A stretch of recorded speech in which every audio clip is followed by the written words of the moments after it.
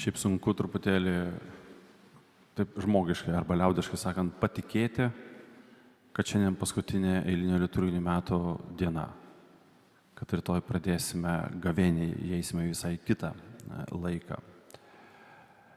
Savaitgalį su jumis kartu nebuvau, buvau išvykęs į šeimų rekolekcijas, namų bažnyčios, šeimų rekolekcijas. Ir ten bebūnant, galvoju apie tą situaciją, kuria yra apie tai, kad tenka kaip kunigui neretai girdėti, ar šiaip, kai žmonės dalinasi, ar to pačioj klausykloje, kiek daug yra, nežinau, skundų arba pergyvenimų dėl situacijų šeimose, apie tai, kaip santykiai nesiklosto tarpusavis, tarp sutuoktinių nesiklosto, nežinau, su vaikais ir kaip ir atrodo nori ir viskas, bet plaukia tuo gyvenimo vandenynu ir atrodo, sako, kaip tie du laivai, kurie vis po truputį vienas nuo kito tolsta, nors vienas kitam dar kaip ir pamojuoja, susiskambina, bet kuo toliau, tuo mažiau tos bendrystės yra.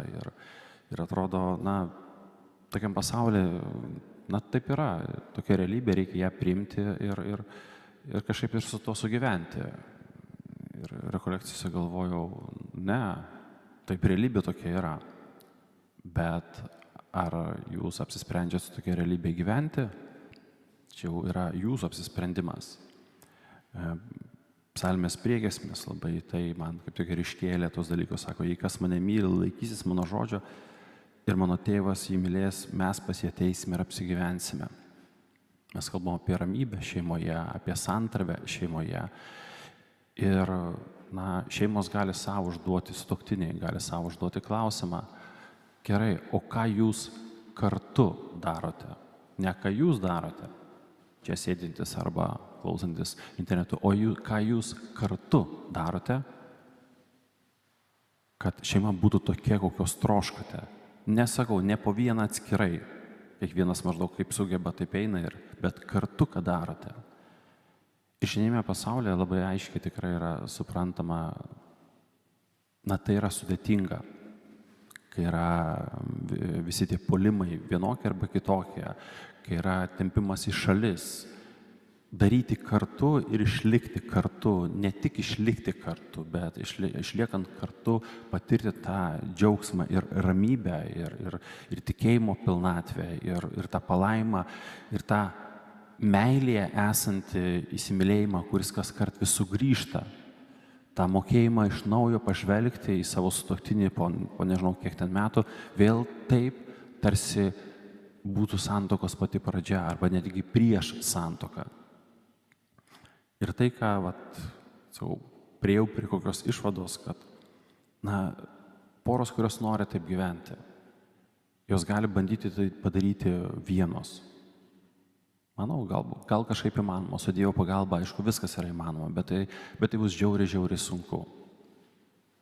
Jeigu norite tikrai kartu patirti tos šeimos vienybę ir kaip sakant, kad jūsų šeima būtų tie namai, pas kuriuos ateis sūnus ir tėvas ir šventoji dvasia ir apsigyvens. Tam reikia pagalbos, tam reikia bendrystės su kitom šeimom, tam reikia pagalbos ir išminties, kuri ateina ir per bažnyčios mokymą. Ir Lietuvoje yra ne vienas judėjimas skirtas šeimoms. Galite rinktis bet kurį, kuris jums arčiausiai širdies, arčiausiai pagal, struktūrą, pagal įvairiausius kitokius dalykus. Bet tikrai tai yra vienas iš tų svarbių dalykų. Nelikti vieniems ant ledo ir prisijungti prie tokio judėjimo, kol dar nevėlu. Kai vėlu galima irgi jungtis, bet tada, malkų priskaldytų bus labai daug ir reikės labai daug darbo įdėti ir skausmo bus žymiai daugiau. Tai jeigu kas nors jau taip gyvena, irgi dar nevėlu, kaip per vėlu irgi jungtis. Reikės daugiau pastangų. Bet tie judėjimai jie turi pasiūlyti įrankius, kurie padeda, realiai padeda šeimoms patirti naują bendrystę, atnaujinti meilę, naujai priimti kitą ir padeda naudotis tais įrankiais. Taip, mes gyvename pasaulyje, kuriame nėra laiko. Bet nėra laiko tol, kol mes sakom jau per vėlų, kol nebėra galimybė sugrįžti atgal. Tai neprieikite prie tos ribos, kada nebeįmanoma žmogiškai sugrįžti prie tos ribos, nes viena pusė jau nebenori to daryti. Kovoti už šeimą, už meilę šeimoje, už santravę, už vietą, erdvę, kurie būtų gera gyventi, verta. Tikrai verta.